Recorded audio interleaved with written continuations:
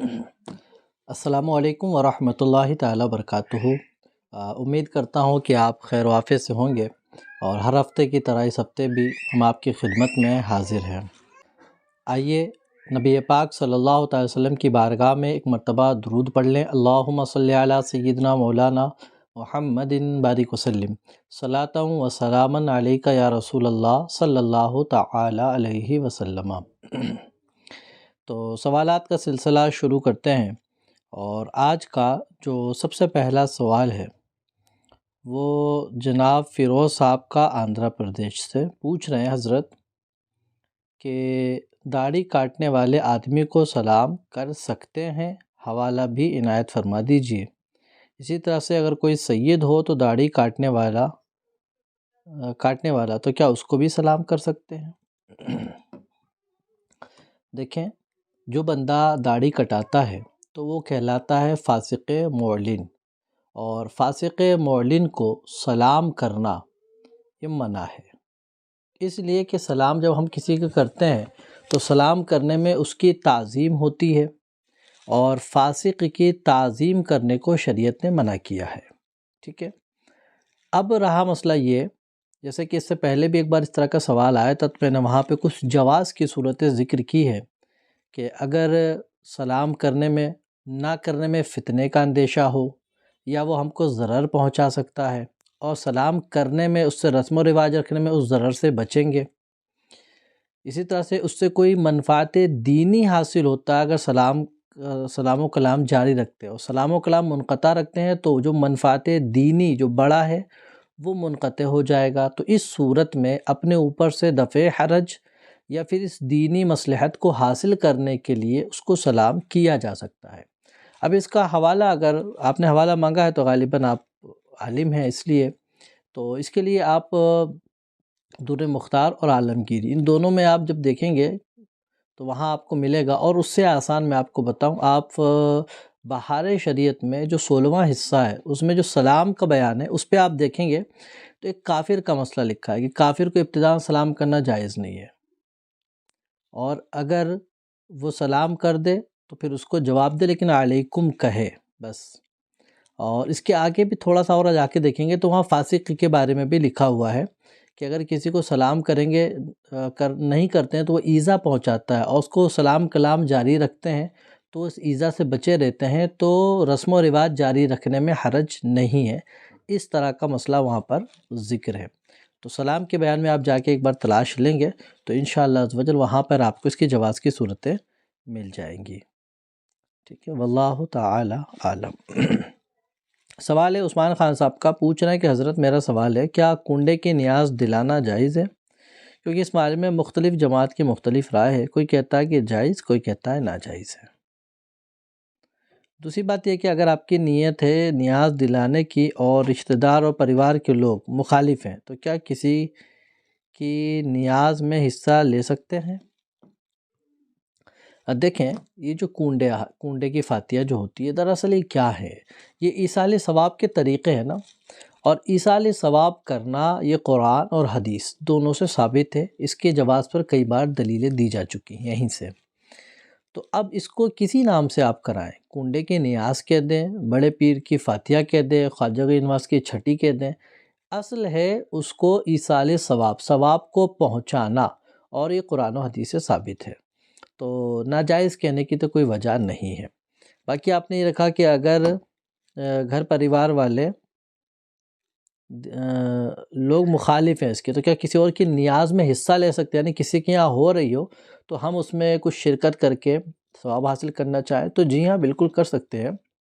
آپ کے پڑوس میں، دوست میں کسی کے یہاں ہے اور آپ ان سے کہتے ہیں کہ بھائی میں بھی اس میں شریک ہونا چاہتا ہوں، اگر آپ بھی میرا حصہ ملا لیں، وہ راضی ہو جائے تو بالکل کر سکتے ہیں۔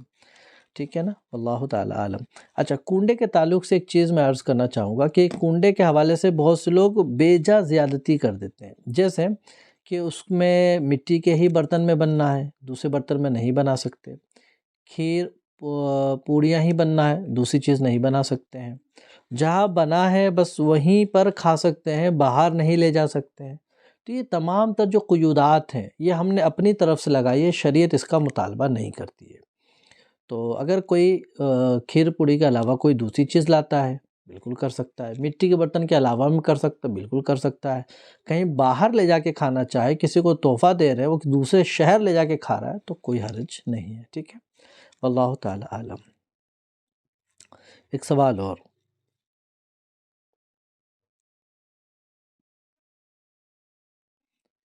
پوچھ رہے ہیں کہ حضرت میرے کالج میں سرسوتی وندنا یعنی دھارمک گیت ہوتی ہے جسے سن کر سب غیر سیدھے کھڑے ہو جاتے ہیں، اور اگر میں چلتا پھرتا نظر آتا ہوں تو عجیب لگتا ہے اور سب کی نظر میں بھی آ جاتا ہوں، تو کیا میں کھڑا رہ سکتا ہوں؟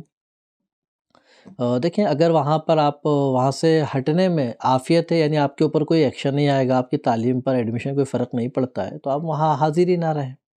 اور یہ کہ آپ کا حاضر رہنا ضروری ہے پھر، تو پھر ایسی صورت میں آپ نہ وہ وندنا دہرائیں، نہ ان کی تعظیم کی نیت سے کھڑے رہیں، بس اس نیت سے کہ میں اپنے اوپر سے دفع حرج کر رہا ہوں، جو یہ گا رہے ہیں نہ میں اس سے راضی ہوں، اور نہ ہی میرا کوئی اس کا تعظیم کے مقصد ہے میرا، صرف دفع حرج کے لیے، دکھاوے کے لیے آپ وہاں کھڑے ہو جا رہے ہیں، تو آپ پر گناہ نہیں ہوگا۔ واللہ تعالی عالم۔ پوچھ رہے ہیں کہ حضرت کیا عطر کی بوتل کو ناک کے پاس سونگھ کر لینے کے بعد مزار پر اس عطر کو پیش نہیں کر سکتے ہیں؟ بڑے بوڑھے ایسا کہتے ہیں کہ مزار کے لیے لائی گئی عطر کی بوتل ایسا سونگھنا نہیں چاہیے، اور اگر ایسا کیا ہو تو بوتل کو الگ کر کے دوسری بوتل لینی چاہیے۔ تو جن ہمارے بزرگ حضرات نے کہا، ان سے ادب سے کہا جائے گا کہ آپ حضرات نے یہ غلط بات ان کو بتائی ہے، شریعت اس طرح کے کوئی مطالبہ نہیں کرتی ہے۔ اولاً تو عطر پیش کرنے پر ہی معاملہ ہے نا، کہ عطر آپ وہاں کیوں پیش کرتے ہیں؟ خوشبو کے لیے، صاحب مزار کو خوشبو پہنچے، تو ایسا نہیں ہے۔ اور وہاں آلریڈی گلاب کے پھول ہوتے ہیں، تو آلریڈی خوشبو آئی رہی ہوتی ہے، تو آپ گلاب کے پھول پیش کریں، کیونکہ یہ تو حدیث سے بھی ثابت ہے، جو چیزیں تر ہوتی ہیں تو وہ ذکر کرتی ہیں، اس کو انسیت ملتی ہے، تو آپ پھول پیش کریں عطر کی جگہ، اور عطر سونگھ بھی لیا اور وہاں پیش بھی کر رہے ہیں تو اس میں کوئی حرج نہیں ہے، لیکن بہتر کیا ہوگا، عطر نہ پیش کریں، بلکہ اس کی جگہ پھول پیش کر دیا کریں، ٹھیک ہے، اور سونگھ کر پیش کیا تو بھی کوئی حرج نہیں ہے۔ واللہ تعالی عالم۔ ایک سوال اور ہے کہ حضرت جب نماز میں قاعدے میں بیٹھتے ہیں تو سیدھے پیر کی انگلی موڑنا فرض ہے، یا پھر نہیں موڑے تو بھی نماز ہو جائے گی؟ اس سوال کو پچھلے ہفتے ہی شامل کیا تھا، لیکن پھر آیا ہے، شاید سوالات سن رہے ہیں اپنے جوابات کی نہیں، یہ تھوڑا سا دیکھنا ہوگا، کیونکہ کچھ سوالات ایسے آئے ہیں کہ جس کا جواب ہم نے ابھی ریسنٹ میں دیا ہے، لیکن پھر بھی وہ سوال آئے ہیں، اس کا مطلب یا تو توجہ سے سننا نہیں، یا پھر توجہ دلائی نہیں گئی۔ خیر، جب آپ سوال بھیجیں تو جو سیشن ہو اس میں ضرور ایک بار نظر کر لیا کریں، ممکن ہے، اور حتی الامکان یعنی 98% چانسز ہوتے ہیں کہ شامل ہوگا، 2% وہ بھی کسی امر مجبوری پہ نہیں کرتے نا۔ تو اس کا جواب لے لیتے ہیں۔ تو دیکھیے، نماز کے اندر سجدے میں دونوں پاؤں کی کم سے کم ایک انگلی کا لگنا فرض ہے، تو سیدھے پاؤں کی شرط نہیں ہے، الٹے پیر کی بھی اگر ایک انگلی کا پیٹ زمین پر لگ گیا تو آپ کا فرض ادا ہو گیا، لیکن دونوں پیر کی کم از کم 3 انگلی کا لگنا واجب ہے۔ پیٹ لگنے سے مراد ایسا انگلی چھونا نہیں ہے، بلکہ پورا یہ ہے نا، اس طرح سے بہت سے لوگ یوں کر کے رکھتے ہیں، یہ بھی درست نہیں ہے، بس ہوا میں رکھتے ہیں پیروں کو، اس سے سجدہ ہی نہیں ہوگا، تو کم از کم ایک انگلی اور 3 انگلی کا لگنا واجب ہے۔ واللہ تعالی عالم۔ ایک سوال ہے، حضرت ٹھنڈیوں میں نمازی ٹھنڈی کی ٹوپی لگا کر نماز پڑھتے ہیں جس سے کان پورے ڈھک جاتے ہیں، ایسی کنڈیشن میں کان کھلا رکھنا ہے یا پھر ٹوپی پہن کر بھی نماز ہو جائے گی؟ تو کان کھلے رکھنے کا تو کوئی مسئلہ نہیں ہے نماز میں، اگر آپ نے ٹھنڈ والی ٹوپی پہنی ہوئی ہے تو آپ بالکل اس پر نماز پڑھ لیں، نماز بالکل ہو جائے گی۔ واللہ تعالی عالم۔ درود پاک پڑھیں گے، اللہم صلی علی سیدنا مولانا محمد بارک وسلم، صلاۃ و سلام علیکہ یا رسول اللہ صلی اللہ تعالی علیہ وعلی آلہ وصحبہ وبارک وسلم۔ سوال ہے، حضرت نماز میں الحمد کے بعد سورت سے پہلے بسم اللہ پڑھنا، یعنی 4 رکعت ہو تو چاروں میں پڑھنا مستحب ہے یا سنت ہے؟ دیکھیں، نئی سورت شروع کر رہے ہیں تو سورت ملانا یہ مستحب ہے، نہیں ملاتے ہیں تو بھی نماز آپ کی ہو جائے گی۔ ایک ساجد خان صاحب بھوپال سے پوچھا، حضرت ایمان کیا ہے اور آج کے دور میں ایمان کی حفاظت کیسے کی جائے؟ تو ایمان دیکھیے اللہ اس کے رسول پر ایمان لانا اور رسول اللہ صلی اللہ علیہ وسلم جو بھی لے کر آئے ہیں ان کی باتوں پر یقین کرنا، یہی ہمارا ایمان ہے۔ یعنی اللہ پر، قیامت پر، فرشتوں پر، جن پر، اور اللہ کے رسول صلی اللہ علیہ وسلم نے جو باتیں ہمیں بتائی ہیں اس پر ایمان لانا، یہی ایمان ہوتا ہے۔ اور آج کے دور میں ایمان کیسے بچایا جائے؟ تو ایمان بچانے کے لیے آپ کو یا تو خود تعلیم حاصل کرنی ہوگی، یا تو پھر علماء حق اہل سنت والجماعت سے ٹچ میں رہیں اور ان سے عقائد سیکھیں اپنے، کیونکہ اس نام پر آپ کو بہت ساری چیزیں ایسی بتائی جائے گی جس سے آپ کے عقائد خراب ہو سکتے ہیں اور دنیا اور آخرت بھی خراب ہو جائے گی۔ ہمیں عقیدہ کیا رکھنا ہے؟ ما انا علیہ و اصحابی، یعنی جس پر اللہ کے رسول صلی اللہ علیہ وسلم اور آپ کے اصحاب تھے اس پر۔ تو جو عقیدہ آپ رکھیں ایک بار اپنے علماء سے، عالم سے چیک کروا لیں یہ عقیدہ ہمارے بزرگان دین تک تھا یا نہیں تھا، قرآن و حدیث سے ثابت ہے یا نہیں، تو اس عقیدے پر قائم رہیں، ٹھیک ہے؟ وہی پہچان بچنے کے طریقہ آج علماء اہل سنت سے جڑے رہنا۔ واللہ تعالی عالم۔ زاہد قریشی چھندواڑہ پوچھ رہے ہیں اگر کسی سے نماز کی حالت میں بے ساختہ سلام نکل جائے تو کیا نماز باقی رہے گی یا ٹوٹ جائے گی؟ تو سب سے پہلے یہ کہ جو بے ساختہ سلام نکلا ہے یہ کیوں؟ یا کسی نے سلام کیا تھا اس کے جواب میں بس ایک عادت بنی بے ساختہ جواباً نکلا ہے، تو جواباً نکلے گا تو پھر جواب کی وجہ سے نماز فاسد ہو جائے گی، اور اگر جواباً نہیں نکلا ہے بلکہ بس یوں ہی لفظ سلام نکل گیا، کسی کو جواب دینا مقصود نہیں ہے، تو پھر اس سے نماز فاسد نہیں ہوگی، ٹھیک ہے؟ واللہ تعالی عالم۔ یہ ہمارے ہاشم صاحب ہیں اور ان کا ایک بچہ ہے، 15 دن سے آئی سی یو میں ناگپور میں ایڈمٹ میں۔ آپ سب ان کے لیے دعا کریں، پروردگار ان کے بچوں کو جلد از جلد شفائے کاملہ اور عاجلہ عطا فرمائے، اور بچے کے لیے جو بھی دوائیں تجویز ہو رہی ہیں مولا اس میں شفا پیدا فرمائے۔ ہم سب آپ کے لیے دعا کرتے ہیں، آپ بھی دعا کرتے رہیں، اور کثرت سے درود پاک پڑھیں نا، کیونکہ درود پاک میں ہر چیز کا، ہر مصیبت کا حل موجود ہے۔ تو آپ اس نیت سے کہ رب العزت اس درود پاک کی برکت سے میرے بچے کو شفا عطا فرمائے گا، تو آپ کثرت سے درود پاک پڑھیں گے تو انشاءاللہ عز و جل اللہ نے چاہا تو آپ کا بچہ بالکل صحت یاب ہو جائے گا، اور اگر صحت یاب ہو جائے تو نبی پاک صلی اللہ علیہ وسلم کے نام سے کچھ فقیروں کو تصدق کر دیں، کچھ کھلا دیں، کچھ صدقہ کر دیں گے تو یہ بھی بہت بہتر ہوگا۔ ہم دعا ضرور کریں گے انشاءاللہ عز و جل اپنی نمازوں میں کہ اللہ آپ کے بچے کو شفا عطا فرمائے۔ سلمان صاحب چاندہ میٹا پوچھ رہے حضرت اگر کوئی روزے دار کے سامنے کھانا کھائے تو کیا کھانے والا شخص گناہگار ہو جائے گا؟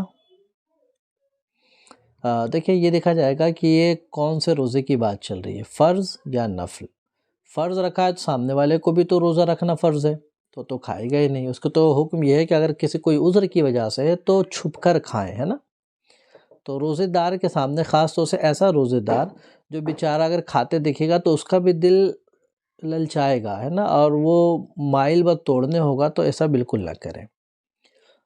اور اگر نفلی روزہ ہے اور جو بندہ روزہ رکھا ہوا معلوم ہے کہ اس کے یہ بالکل پختہ ہے، اس پہ کوئی اثر نہیں پڑے گا، تو بالکل کھا سکتے ہیں، ٹھیک ہے؟ دوسرا سوال ان کا یہ حضرت ترمذی شریف کی ایک حدیث پڑھی ہے جو لکھی تھی جب تک روزے دار کے سامنے کھانا کھایا جاتا ہے فرشتے روزے دار کے لیے دعائے مغفرت کرتے ہیں، فرشتے اس پر رحمت کی دعا کرتے رہتے ہیں اس کے لیے۔ یہ ترمذی شریف کی حدیث پاک ہے، اور اس میں یہ ہے کہ نبی پاک صلی اللہ علیہ وسلم ایک صحابیہ کے پاس گئے اور انہوں نے کھانا پیش کیا تو آقا کریم صلی اللہ علیہ وسلم نے فرمایا ان کو بھی کھانے کے لیے کہا، انہوں نے کہا یا رسول اللہ میں روزے سے ہوں، تو آپ نے تناول فرمایا اور پھر بشارت ارشاد فرمائی ہے۔ تو یہاں دیکھیں یہ بھی نفلی روزہ ہی ہے نا، کیونکہ نبی پاک صلی اللہ علیہ وسلم نے روزہ نہیں رکھا، فرض نبی کیسے چھوڑ سکتے ہیں؟ تو یہ نفلی روزے کے تعلق سے ہے۔ واللہ تعالی عالم۔ اس میں کیا ہوتا ہے، ایک روزے دار کے اور پختہ امتحان اور اس میں کامیاب کے رب کی رضا کے لیے رکھا ہے، کھانا اگرچہ سامنے میں نہیں کھاؤں گا۔ ساجد صاحب بھوپال سے پوچھ رہے ہیں حضرت ہمارے پیارے آقا صلی اللہ علیہ وسلم نے فرمایا ایک زمانہ ایسا آئے گا کہ لوگ خوب نماز پڑھیں گے، عبادت کریں گے، ان کے زبانوں پر ہمیشہ اللہ اللہ رہے گا، لیکن پھر وہ جہنم میں جائیں گے۔ کون سی حدیث پاک ہے؟ فی الوقت تو بھی میرے ذہن میں نہیں ہے اس کے وہ جہنم میں جائیں گے اس تعلق سے۔ ہاں یہ ہے کہ آخر زمانے میں کچھ لوگ ایسے آئیں گے جو کثرت سے نمازیں پڑھیں گے، ان کی نمازوں دیکھ کر آپ اپنی نماز کو حقیر سمجھیں گے، کثرت سے تلاوت کریں گے، ان کی تلاوت کے سامنے آپ اپنی تلاوت کو حقیر سمجھیں گے، لیکن دین سے ایسے نکل جاتے ہیں جیسے تیر کمان سے نکل جاتا ہے۔ یہ حدیث پاک ہے کہ جو آپ نے پیش کیے اس تعلق سے میرا بھی علم میں نہیں ہے۔ سوال ہے، کون ہے؟ عثمان خان صاحب پوچھنا ہے کہ حضرت دکان یا گھر میں یا اپنی شرٹ کی جیب میں اسے رکھنا کیسا ہے؟ اچھا، انہوں نے ایک فوٹو بھیجی ہے جس پہ ایسا ہاتھ کا پنجہ بنا ہوا ہے اور اس میں حسن، حسین، فاطمہ اور شاید اس پہ نبی پاک صلی اللہ علیہ وسلم کا نام ہوگا، غالباً آپ بھی دیکھ لیں شاید آپ لوگ کو دکھ جائے اس طرح کا۔ تو دیکھیں کسی عالم بعمل عامل نے دیا ہے تو اس کو آپ رکھ سکتے ہیں کہ اس میں جاندار کی تصویر تو نہیں ہے، اور جو نام لکھے ہیں وہ برکت والے نام ہیں، تو اس کو آپ برکت حاصل کرنے کے لیے اپنے رکھ سکتے ہیں، ٹھیک ہے، واللہ تعالی عالم۔ ایک سوال یہ ہے بہت بڑا، حضرت بہت سے حافظ عالم عام مسلمان بھی کمپنی کا ایپ آیا ہے جس کا نام کیا ہے، 3 پتی ہے، لوگ اس ایپ کو انسٹال کر کے کھیلتے ہیں، کچھ کھیلتے نہیں ہیں لیکن دوسروں کو شیئر کرتے ہیں، تو جو لوگ جوا کھیلتے ہیں چاہے وہ آن لائن کھیلیں یا آف لائن، اس کو یہ ایپ کو شیئر کرتے ہیں، پھر اس کو وہ لوگ جو چوری کرتے ہیں یا بہت سے لوگ چوری نہیں کرتے لیکن پیسہ لگا کر اس ایپ میں بہت سا گیم ہوتا ہے۔ بہت بڑا سوال ہے، تو خلاصہ یہ ہے کہ جو 3 پتی جو گیم ہے تو اس کو کچھ لوگ اگر کھیلیں تو، اگر نہیں کھیلیں صرف اس کی لنک شیئر کریں تو کیا ہوگا؟ دیکھیں 3 پتی وہ ایک تاش کی طرح ایک گیم ہے نا، اور تاش شریعت میں منع ہے، تو جب وہ منع ہے تو اس کو کھیلنا بھی گناہ، اور اس کو جو شیئر کرتا ہے تو گویا کہ اس نے گناہ کی بات کو شیئر کیا ہے، جب گناہ کی بات شیئر کرنا بھی گناہ ہوتا ہے۔ ہم کو حکم یہ ہے کہ ہم تعاون علی البر، نیکی کے کام پر ایک دوسرے کی مدد کریں، اور برائی کے کام پر مدد کرنے سے ہمیں منع کیا گیا ہے، ٹھیک ہے نا، واللہ تعالی عالم۔ ایک سوال ان کا یہ ہے کہ پوچھ رہے ہیں کہ جو لوگ مزار پر جا کر صاحب مزار سے مانگتے ہیں اس کے بارے میں کیا حکم ہے؟ کچھ لوگ وہابی دیوبندی کافر کہتے ہیں، تو کیا حکم لگے گا؟ دیکھیں کوئی بھی مسلمان جب مزار پہ پاس جا کے مانگتا ہے تو اولاً تو یہ کہ ان کے وسیلے سے مانگتا ہے، اور کچھ لوگ یہ کہ ڈائریکٹ ہی صاحب مزار ہی سے مانگتے ہیں، لیکن ایک مسلمان ہونے کے ناطے ہمارا حسن ظن یہی اور یہی رکھنا بھی چاہیے کہ مسلمان ہیں تو اسی اعتقاد سے مانگ رہے ہوں گے کہ اللہ رب العزت نے انہیں یہ اختیار دیا ہے کہ وہ اپنے بندوں کی حاجت روائی کر سکیں، تو اللہ کی دی ہوئی طاقت مدد سے یہ ہماری مدد کر رہے ہیں، تو اس اعتقاد سے مانگنا بالکل درست ہے، لیکن بہتر ہے کہ اللہ کا ہی نام لے کر مانگا جائے اور صاحب مزار کا وسیلہ دیا جائے، ٹھیک ہے، واللہ تعالی عالم۔ ایک سوال اور ہے، پوچھے حضرت میں 10 لاکھ انویسٹ کرتا ہوں ایک پراپرٹی میں، ٹھیک ہے، اور منافع 30% کا طے ہوا ہے، مطلب مجھے 1 سال کے بعد جب پراپرٹی بک جائے گی تب 30 لاکھ ملیں گے، کیا یہ سود ہے؟ پورا معاملہ آپ لکھتے کہ کس طرح کے آپس میں ڈیل ہوئی ہے تو اس میں اور تفصیل کی جا سکتی تھی۔ بہرحال اگر مان لیں کہ کوئی زمین بک رہی ہے اور مہنگی ہے تو اس میں آپ نے اپنا جو انویسٹ کیا ہے وہ 10 لاکھ روپے اور دوسرے بندے نے بھی لگایا ہے، اس میں یہ تھا کہ جو بھی پروفٹ ہوگا اس میں مجھے 30 لاکھ روپے، یعنی جو زمین بکے گی تو سامنے 2 بندے ہوں گے تو اس میں 30% آپ کا، 70% اس کا ہوگا، تو یہ بالکل درست ہے، یہ گویا کہ کہا جائے گا کہ آپ اور اس نے مل کر شرکت میں ایک کام کیا ہے اور اس کام پر جو نفع ملا ہے وہ ایز اے پرسنٹیج آپ نے بانٹا ہے، تو یہ بالکل ٹھیک ہے اور یہ سود نہیں ہوگا۔ ہاں اس کے علاوہ کوئی دوسری صورت ہوگی تو آپ لکھ کر پوچھ لیجیے گا، واللہ تعالی عالم۔ سوال ہے کہ ایک مسلم شرابی یا جوا کھیلنے والے کو سلام کرنا یا اس سے جواب دینا کیسا ہے، اور یدی شرابی نشے کی حالت میں تو اسے سلام کریں یا نہیں کریں، جواب دینا چاہیے یا نہیں؟ دیکھیں سلام جو فاسق وغیرہ سے منع کیا گیا ہے وہ اس لیے کہ اس کو زجر و توبیخ ہو کہ یار میں اتنا بڑا گنہگار ہوں کہ لوگ مجھ سے سلام نہیں کر رہے ہیں، تو اس کو نصیحت ہوتی ہے تو بالکل اس سے قطع کلام کریں گے کیونکہ یہ فاسق ہو رہے ہیں، اور اگر ان کا اصلاح کا پہلو یہ ہے کہ اگر ان کو اسی حالت میں چھوڑ دیا جائے تو اور بہک جائیں گے، تو سلام کیا جائے، ان کو قریب لایا جائے، اصلاح کی جائے، سمجھایا جائے۔ اگر یہ والا پہلو غالب ہے تو اس نیت سے سلام کریں کہ اس کو سلام کر کے اپنے قریب لانا ہے، تو پھر یہ صورت درست ہوگی۔ باقی جو دوسرا پوچھا کہ تم شراب کے نشے میں ہو، تو جب وہ شراب کے نشے میں تو اس کو سلام و جواب سے کیا سمجھ میں آئے گا، تو ایسے کو بالکل نہ کریں۔ اللہ تعالیٰ عالم۔ ایک سوال اور ہے کہ حضرت جب امام صاحب سلام پھیرنے کے بعد سیدھے جانے بیٹھتے ہیں، اس کے بعد دعا کی جاتی ہے، یہ سنت ہے یا مستحب ہے؟ دیکھیں یہ ایک مستحب فعل ہے کہ آپ چاہیں تو سلام پھیرنے کے بعد داہنی جانب مڑ کر بیٹھ جائیں یا بائیں جانب مڑ کر بیٹھ جائیں، دونوں جانب کا اختیار ہوتا ہے۔ اور نبی پاک صلی اللہ علیہ وسلم سے نماز کے بعد اپنے اصحاب کی طرف بھی منہ کر کر بیٹھنا بالکل ثابت ہے، لیکن جب اپنے مقتدیوں کی طرف منہ کر کے بیٹھیں تو اس چیز کا خیال رکھیں کہ پہلی صف سے لے کے لاسٹ صف تک کہیں بھی کوئی مقتدی جو ہے نماز میں نہ ہو، ٹھیک ہے؟ واللہ تعالی عالم۔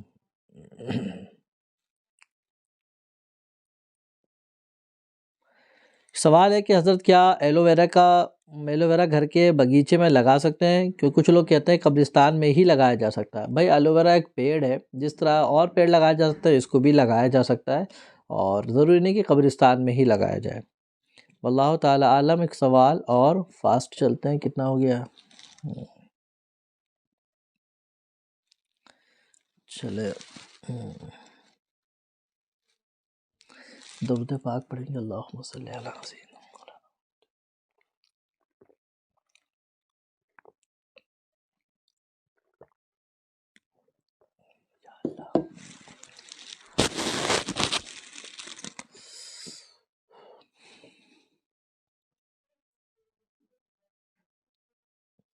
ایلو ویرا ہو گیا۔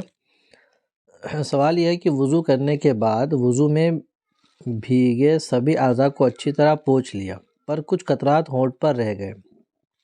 دوران نماز پہلے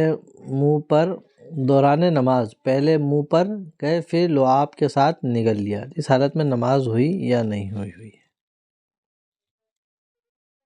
جب اچھی طرح پوچھ لیں گے تو پھر قطرات کہاں رہیں گے، وہ تری ایک رہے گی۔ ظاہر سی بات، آپ نے کہا سبھی اعضاء کو اچھی طرح پوچھ لیا ہے، جب اچھی طرح پوچھ لیا ہے تو پھر قطرات تو نہیں رہیں گے، تری ہوگی۔ اگر تری لعاب کے ساتھ اگر چلی گئی تو اس میں نماز آپ کی ہو جائے گی، ٹھیک ہے؟ اور اگر قطرات کی شکل میں ہوں گے اگر، تو یہ باضابطہ مسئلہ لکھا ہوا ہے کہ نماز میں تھے اور پانی کا قطرہ منہ میں ٹپکا اور چلا گیا تو نماز فاسد ہو جائے گی، ٹھیک ہے؟ اور ایک چیز میں بتاؤں کہ جب وضو کریں تو بالکل اعضاء کو خشک نہ کر لیں پوچھ کے، بلکہ ہلکی سی نمی باقی رہنے دیں۔ یہ نمی بھی میزان بروز حشر میزان میں تولی جائے گی۔ اعلیٰ حضرت سرکار علیہ رحمۃ الرضوان نے اس کی صراحت فتاوی رضویہ شریف میں کی ہوئی ہے، ٹھیک ہے؟ سوال ہے کیا شریعت میں وضو اور غسل کرنے میں استعمال ہونے والے پانی کی میعاد بتائی گئی ہے؟ تو دیکھیں میعاد تو ہے، لیکن ایسا نہیں ہے کہ ہر بندے کے لیے فکس یہی ہے۔ اس کی وجہ یہ ہے کہ ہر بندے کا طریقہ استعمال الگ، اعضاء کے ساخت الگ ہے۔ جو کسی کی بہت گھنی داڑھی ہے، اب اس کو پانی زیادہ لگے گا، کسی کے بالکل نہیں ہے اس کو پانی کم لگے گا، ہاتھوں پہ بال ہیں زیادہ لگے گا، کم ہے تو کم لگے گا۔ اسی طرح باڈی کا معاملہ ہے۔ اتنا ہو کہ بس جو فرائض ہیں وہ اچھے سے ادا ہو جائیں، سنن ادا ہو جائیں، اور اسراف نہ کریں، ٹھیک ہے؟ متعین میعاد کسی کے لیے فکس کر لینا کہ وضو 1.5 لیٹر میں کرنا ہے اور یہ اتنے لیٹر میں کرنا ہے، یہ کسی کے لیے معین کرنا یہ درست نہیں ہے۔ ساحل صاحب بڑکوہی شریف سے پوچھا حضرت میرے خواب میں چت قبرے کالے صاحب نے کاٹ لیا ہے، کیا کریں؟ تو اب کیا کریں گے، کاٹ لیا تو اس نے، آج خواب میں آئے تو آپ کاٹ لیجئے گا، ہے نا؟ اصل میں دیکھیں معاملہ کیا ہے، میں خوابوں کی تعبیر بتاتا نہیں ہوں۔ پچھلے ہفتے ایک خاتون تھی، انہوں نے پوچھ لیا تھا تو شامل کر لیا، اسی ڈر سے کہ ایسا نہ ہو کہ وہ خوابوں کا سلسلہ شروع ہو جائے۔ تو میں آپ سے بڑی معذرت کرتا ہوں کہ میں خوابوں کی تعبیریں بتاتا نہیں ہوں، تو اس لیے آپ مجھے معذور رکھیں گے۔ اچھا کیوں نہیں بتاتا ہوں؟ اصل میں کیا خواب کا معاملہ کیا ہوتا ہے، خواب دیکھنے والے کی کیفیت اس کے حالات کے اعتبار سے بدل جاتے ہیں۔ یعنی جو آپ نے دیکھا نا کہ آپ کو قبرے سانپ نے کاٹ لیا، میں آپ کے ساتھ سوؤں اور آپ نے جو خواب دیکھا سیم ٹو سیم خواب میں بھی وہی دیکھوں ایز اٹ از، بالکل فرق نہ ہو، لیکن آپ کے حق میں تعبیر کچھ ہوگی اور ہوگی، میرے حق میں تعبیر کچھ اور ہوگی، کیونکہ میرے حالات و کیفیت الگ ہیں، آپ کے حالات و کیفیات الگ ہیں۔ تو ایک جیسا خواب آنے سے ایک جیسی تعبیر بہت مشکل ہو جاتی ہے، تو صحیح تعبیر آپ کو بتائے گا جو آپ کے حالات سے واقف ہوگا اور آپ کا خیر خواہ ہوگا، ہے نا۔ آقا نے فرمایا اپنا خواب جو ہے کسی نیک پرہیزگار اور اپنے خیر خواہ سے ذکر کریں، ٹھیک ہے۔ چلیے اس پہ ایک واقعہ بھی ہے بہت اچھا، لیکن پھر کسی موقع سے سنائیں گے۔ ایک بہت بڑے معبر گزرے ہیں امام محمد بن سیرین، تو ان کے ایک خلیفہ ہارون رشید کے زمانے میں تھے، اپنے زمانے کے تعبیر و یعنی خوابوں کی تعبیر میں بہت زبردست، کوئی ثانی نہیں تھا اپنے زمانے میں ان کا۔ تو معاملہ کیا ہوا، ہارون رشید کی بیوی زبیدہ نے خواب دیکھا کہ خواب میں بہت سارے لوگ اس سے جو ہے نا فزیکل ریلیشن بنا رہے ہیں۔ اب ظاہر سی بات ہے، ایک بادشاہ کی بیوی ایسا خواب دیکھی ہے تو وہ اس نے سوچا پتہ نہیں کیا ہوگا، پوچھنے میں بھی شرم آ رہی کہ بھائی اس طرح کا کیسے بیان کروں گی میں کہ میرے ساتھ رات میں ایسا کر رہے تھے بھی بہت سارے لوگ۔ تو انہوں نے اپنی باندی تیار کی اور بولا محمد بن سیرین کے پاس جانا اور تم یہ کہنا کہ میں نے ایسا خواب دیکھا ہے، ٹھیک ہے، پھر جو تعبیر آئے گی تم بتا دینا تو میں اپنے حساب سے اس کو فٹ کر لوں گی۔ ٹھیک ہے، باندی گئی، باندی نے جا کے بتایا کہ حضرت میں نے ایسے ایسے خواب دیکھا ہے۔ آپ نے ایسے نگاہ اٹھا کے دیکھی، کیونکہ باندیوں کی علامت یہ تھی کہ سر پہ دوپٹہ وغیرہ نہیں رکھتی تھی، تو کہا تم باندی ہو؟ بولے ہاں حضرت باندی ہوں۔ بولے چلی جاؤ یہاں سے۔ بولے یہ تمہارا خواب ہو ہی نہیں سکتا، تم جھوٹ بول رہی ہو۔ اللہ اکبر۔ اب دیکھیں کتنے ایکسپرٹ تھے اس فن میں، آپ تعجب کریں، خواب کوئی بھی دے سکتا لیکن کہہ رہے نہیں تم جھوٹ بول رہی ہو، تمہارا یہ خواب ہو ہی نہیں سکتا ہے۔ خیر وہ پسینہ پسینہ ہو گئی، باپ رے، وہ واپس آئی تو نے کہا کہ حضرت وہاں تو یہ معاملہ ہو گیا۔ تو دیکھیے وہ بھی کیا سمجھ رہی تھی کہ بھائی خواب کی تعبیر ہوگی، میں اپنے حساب سے سیٹ کر لوں گی، لیکن معاملہ کچھ ہو۔ پھر انہوں نے کہا کہ جاؤ میرا نام بتا دینا اور میں نے دیکھا ہے۔ تو انہوں نے جا کے بتایا کہ میرے سیدہ نے دیکھا ہے اور یہ معاملہ ہوا ہے۔ تو انہوں نے کہا ہاں اب صحیح ہے۔ خواب کی تعبیر یہ ہے کہ ان کی ذات سے ایک ایسا کام ہوگا جس سے ایک بہت بڑی مخلوق فائدہ اٹھائے گی۔ دیکھیے خواب کیا دیکھا ہے اور تعبیر کیا نکل رہی ہے، اور زمانے نے دیکھا پھر انہوں نے ایک بہت لمبی نہر کھدوائی اور اس نہر سے کثیر مخلوق فائدہ اٹھا رہی تھی۔ تو اس طرح کسی کے پاس اتنا پختہ علم ہو تو پھر خوابوں کی تعبیر کیا کرے، ورنہ عقلوں سے اشاروں سے خوابوں کی تعبیر کر کے کیا فائدہ۔ چلیے ٹھیک ہے، ایک سوال اور ہے کہ حضرت میرا ایک دوست ہے اور وہ اس کا ایک کام ہے جس میں وہ پہلے سے تھوڑا سا پیمنٹ لے لیتا ہے بیانہ کے طور پر، اور کبھی اگر ریجیکٹ ہو تو واپس کر دیتا ہے۔ اس بار ایسا ہوا کہ اس نے بیانہ لے لیا تھا اور اس کے بعد دوسرا آفر بھی آیا تو، لیکن اس نے منع کر دیا کہ بھائی اس دن کے لیے میں نے کسی اور سے بیانہ لے چکا ہوں، میں تمہارا کام نہیں کر سکتا۔ اب ہوا یہ کہ وہ جو فنکشن آنے والا تھا اس سے ایک دن یا 2 دن پہلے فنکشن والوں نے مجھے منع کر دیا کہ بھائی نہیں، ہم دوسری جگہ بات کے لیے آپ سے نہیں ہو پائے گا۔ تو اب میں نے بیانہ رکھ لیا ہے یا اس نے رکھ لیا، تو اس کا بیانہ رکھنا کیسا ہے؟ تو دیکھیں یہ جو بیانہ لیا جاتا ہے ایک طرح سے عہد و پیمان ہوتا ہے بس، اور کچھ نہیں۔ تو بغیر کام کے بیانہ اگر آپ رکھ لیتے ہیں تو آپ کے حق میں یہ جائز نہیں ہوگا، بلکہ آپ کو بیانہ لوٹانا ہوگا۔ اب رہا یہ کہ اس نے آپ کا نقصان کیا ہے تو اس نے وعدہ خلافی کی ہے اور اسی گناہ میں مبتلا ہوگا، اس کو اللہ کی بارگاہ میں توبہ کرنا ہوگا، لیکن آپ حکم شریعت پر عمل کرنے کی نیت سے اس کو واپس کر دیں۔ اللہ رب العزت اس شریعت کے حکم پر عمل کرنے کی برکت سے آپ کو اس سے بہتر صلہ عطا فرمائے گا، ٹھیک ہے۔ واللہ تعالی عالم۔ ایک سوال اور ہے، حضرت نماز میں سبحان ربی العظیم جو پڑھتے ہیں، عظیم پڑھتے ہیں، تو اس کو کیا کریں؟ زیم جیم کیا کریں؟ عظیم کریں کیا؟ تو دیکھیں اس کو اتنا ٹف کرنے کی ضرورت نہیں ہے۔ عین اور ضا، یہ زبان جو ہے نا وہ تھوڑا سا آگے کی طرف تعلق تب اٹھے گی، ضا ہے نا۔ تو عظیم یہ پڑھ دیں آپ، اور جب تک نہیں آتا نماز میں کریم پڑھا کریں۔ رہا مسئلہ قرآن پاک کی تلاوت کا تو وہاں بھی کوشش کریں اور اس کی ادائیگی، لیکن اس کو کریم سے چینج نہ کریں، ممکن ہے وہاں کچھ اور بات چل رہی ہو اور کاف لگانے کی وجہ سے معنی چینج ہو جائے، ٹھیک ہے۔ واللہ تعالی عالم۔ یہ سوالات تو ہوئے اور وقت بھی ہو چلا ہے، اب اجازت دیں انشاءاللہ زندگی رہے گی تو آنے والے ہفتوں میں پھر آپ سے ملاقات کریں گے، جب سے آپ سے گزارش ہے کہ آپ ہمارے ساتھ بنے رہیں، جڑے رہیں اور علم دین کا سلسلہ یوں ہی عام کرتے رہیں۔ اب دیکھتے دیکھتے دیکھیں کتنے سال ہو چکے ہیں، تقریباً 1 2 3 رمضان تو کنٹینیو ہو چکا ہے، اور یہ پھر رمضان یعنی یہ چوتھا رمضان ہمارا ہو جائے گا اس سوال جواب کے سیشن کو کرتے ہوئے۔ تو اللہ کی بارگاہ میں دعا ہے پروردگار اسے ایسے خلوص کے ساتھ کرنے کی توفیق عطا فرمائے اور ہمارے اس سلسلے کو قبول فرمائے۔ یہ 4 5 سال جتنے بھی سال چلے، اگر کوئی ایک سلسلہ بھی ہمارا قبول ہو گیا تو ہم سمجھیں گے اسی میں ہماری نجات ہو جائے گی۔ تو آپ جڑے رہیں، آپ بھی دوسروں تک شیئر کرتے رہیں، ہو سکتا ہو کہ آپ کے بھیجنے سے کوئی صاحب اس پر عمل کر لے تو اس کی برکتیں آپ کو بھی ملے گی، ثواب آپ کو بھی ملتا رہے گا۔ اللہ رب العزت ہمیں دین اسلام کے احکام پر عمل کرنے کی توفیق عطا فرمائے۔ السلام علیکم ورحمۃ اللہ تعالی وبرکاتہ۔